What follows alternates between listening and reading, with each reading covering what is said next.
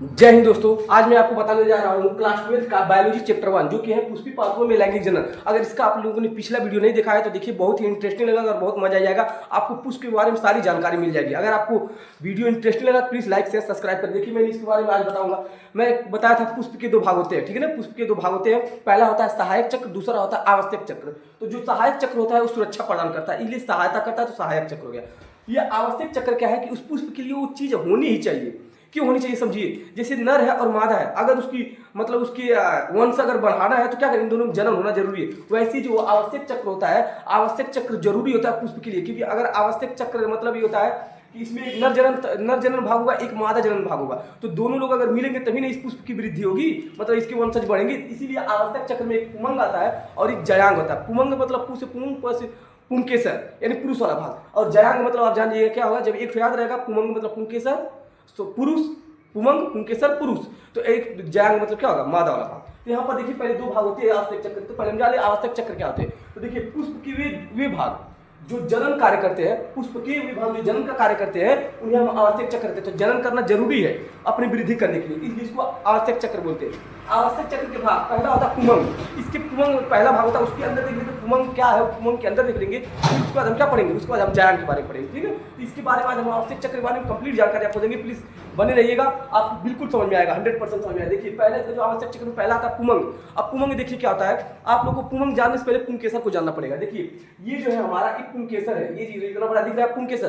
पुंकेसर के दो भाग होते हैं, पहला होता है परागकोश, दूसरा होता है जो पतली वाली लिखी है ये फिलामेंट यानी तंतु। तो ये जो होता है अंडा जैसा दिख रहा है, इसको परागकोश बोलते हैं। इसी परागकोश में परागकण भरे होते हैं। और दूसरा भाग क्या होता है, इसका तंतु होता है। एक भाग और होता है जो इसको फालियों को जोड़ता है, उसको यूजी बोला जाता है, लेकिन वो हमारे एनसीईआरटी से कट चुका है, इसलिए हम उसके बारे में नहीं बताएंगे। लेकिन इतना बता दे रहे हैं कि जो इस तंतु को या जो यहाँ पर होते हैं ये परागकोश, उस परागकोश में दो फालियां होती है, उन दो फालियों को जोड़ने का काम यूजी करता है। तो यूजी को मैंने बता दिया क्या होता है, अलग से बता दिया यूजी। अब देखिए हम लोग पुमंग को जानेंगे। तो पुमंग कैसे जानेंगे, देखिए एक पुंकेसर है, एक पुंकेसर, और ऐसे बहुत सारे पुंकेसरों का समूह जब मिल जाएगा, जैसे एक मार्कर है तो सिर्फ एक मार्कर कहेंगे, लेकिन बहुत सारे मार्कर है तो उनका समूह बनेगा ना, इसीलिए एक पुंकेसर है तो उसको एक पुंकेसर ही कहेंगे। लेकिन ऐसे बहुत सारे पुंकेसर आ जाए, उनके समूह को क्या बोलते हैं, पुमंग बोलते हैं। इसका मतलब हम ये कह सकते हैं कि जो पुंकेसर होता है, पुंकेसर वो पुमंग की एक इकाई होता है। इकाई मतलब उसकी बस एक भाग होता है। ऐसे बहुत सारे पुंकेसर मिलेंगे तब जाके पुमंग का निर्माण होता है। एग्जाम्पल देखिए, जिससे हमारा दीवार जो होता है ईट ईट कर से क्या बना था, यानी एक एक ईंट जोड़ते तब जाके दीवार बनता है। हम कह सकते हैं ना, ईंट जो है वो दीवार की एक इकाई है। सेम वही सिचुएशन है यहाँ पर। कह सकते हैं कि हम जो पुमंग होता है, पुमंग का एक इकाई कौन है, पुंकेसर है। तो देखिए पहले हम पुमंग के बारे में जान लेंगे। यह नर जनन अंग होता है। नर जनन मतलब ये पुरुष वाला भाग होता है। यह पुरुष पुष्प का नर जनन अंग होता है। ये जो होता है ये पुष्प का क्या होता है, नर जनन अंग होता है। और यह अनेक पुंकेसर से मिलकर बनाता है। बोले ना बहुत सारे पुंकेसर से मिलकर बनाता है कौन, पुमंग। इसका मतलब हम कह सकते हैं कि पुंकेसर जो होता है पुमंग की एक इकाई है, एक इकाई है। अब देखिए जो पुंकेसर होता है, ये जो पुमंग होते हैं, पुमंग के दो भाग होते हैं, पुंकेसर एक तंतु। एक जो पुंकेसर में आएंगे उसमें से हम एक भाग की जानकारी ले लें। जैसे कहने मतलब हमारा पुमंग है, पुमंग, इसमें से एक भाग है जो निकाल रहे हैं ये वाला, इसको बोले पुंकेसर। तो इस पुंकेसर के अगर एक पुंकेसर के बारे में जानकारी लेंगे तो पूरा सभी तो पुंकेसर हैं। इसलिए हमने क्या लिखा, यहाँ पर लिखा है जो पुमंग के भाग होते हैं पुंकेसर होते हैं, जो कि यहाँ पर बता दिया। ये पूरा क्या हमारा पुंकेसर है। उस पुंकेसर में क्या होता है, पहले देखिए पहले पुंकेसर आता है। तो पुंकेसर के बारे में हम जानते क्या होता है पुंकेसर, तो ये जान ली पुष्प का ये नर जनन अंग होता है। ये तो बता दिए, ये जो पुंकेसर होता है नर जनन अंग होता है। लेकिन ये पुंकेसर जो होता है दो लोगों से मिलकर बना होता है, पहला परागकोश, दूसरा होता है तंतु।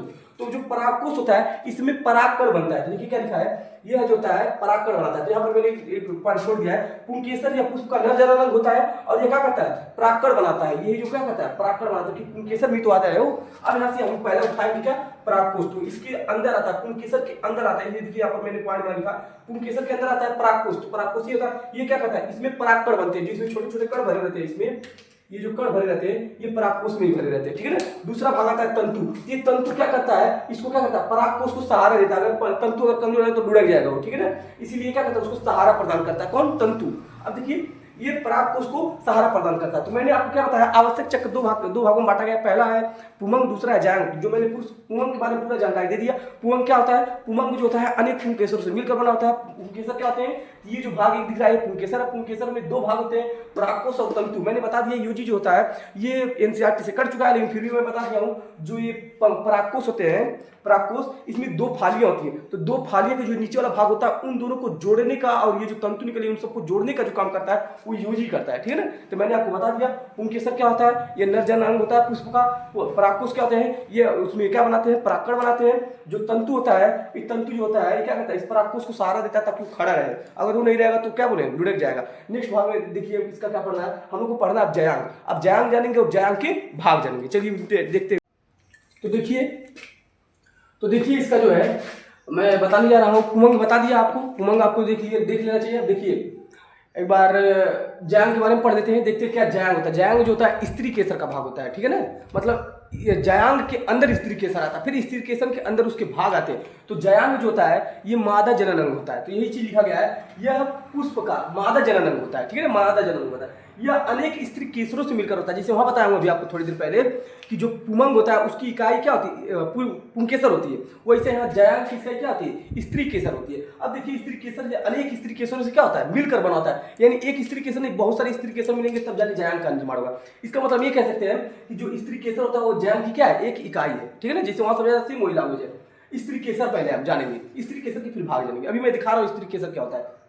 देखिए यह पुष्प का मादा जनन अंग होता है और ये क्या बनाता है, अंडा से बनाता है। अब यहाँ मैं आपको बता दे रहा हूँ क्या होता है सब चीज, ठीक है ना। तो देखिए ये जो होता है हमारा,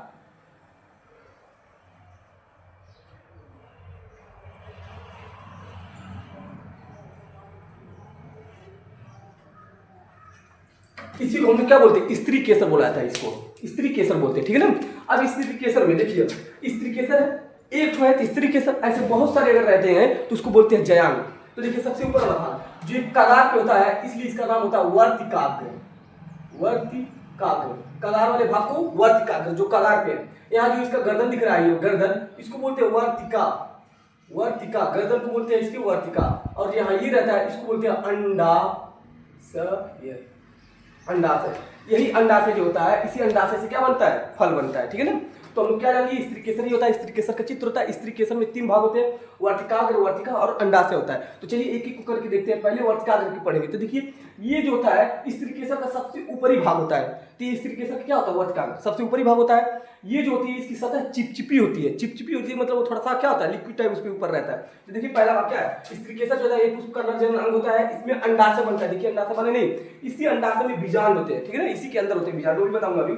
तो देखिए पहले इसके वर्तिकाग्र के बारे में तो बोला गया है, यह स्त्री केसर का सबसे ऊपरी भाग है। देखिए स्त्री केसर का सबसे ऊपरी भाग है। दूसरा पॉइंट, यह परागकणों को ग्रहण करता है। जब परागकण जो होता है निषेचन होता है तो परागकण इसी की सतह पर आकर गिरते हैं, यहाँ पर चपकते हैं। चपक कैसे जाते हैं कि बताओ, इस पे चिपचिपा क्या होता है, पदार्थ पाया जाता है। तो जो परागकण होते हैं यही आते हैं, ग्रहण करता है, इसलिए बोला गया है परागकणों को ग्रहण करता है। तीसरा पॉइंट होता है इसकी सतह चिपचिपी होती है ताकि परागकण आकर उस पर चिपक जाए। अगला पॉइंट, इसका गर्दन के बारे में नहीं, वर्तिका।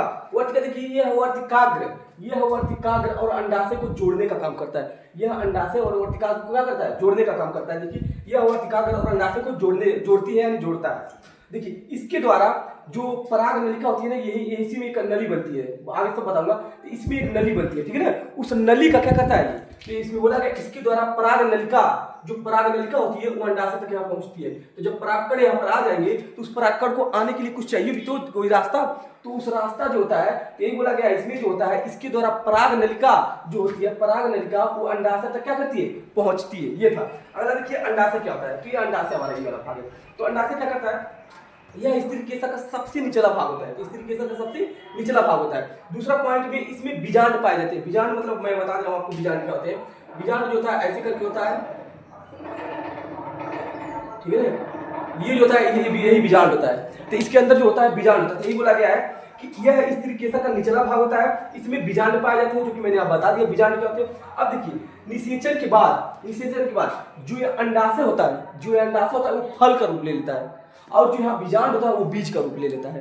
तो इस तरह से क्या होता है, अगला प्रजाति उसकी आने लगती है। ये था, मैंने आपको बता दिया कि पुष्पी पादपों में लैंगिक जनन के पुष्प के भाग में मैंने आपको आवश्यक चक्र वो भी कंप्लीट करा दिया था कल। आज मैंने आपको बताया हूँ, आवश्यक चक्र नहीं, कल मैंने पढ़ाया था आपको सहायक चक्र। आज मैं उसकी कंप्लीट हमने जानकारी दी थी, उसके बारे में एक पॉइंट मैंने लिख के बताया भी था कैसे पेपर में लिखना है, पूरे एकदम ये सब पॉइंट करके लिखते हैं। दूसरा मैंने आज आपको बताया आवश्यक चक्र। आवश्यक चक्र तो के दो भाग होते हैं, पहला पुमंग होता है और दूसरा जयांग होता है। जो पुमंग होते हैं, पुमंग वो अनेक स्त्री केसरों से मिलकर बने होते हैं, और एक स्त्री केसर के बारे में मैंने आपको बता दिया हूँ कि जो तंतु पतला होता है उसमें दो भाग होते हैं, उन दोनों के बारे में मैंने आपको बताया। आज फिर उसके बाद पढ़े हम लोग जयांग।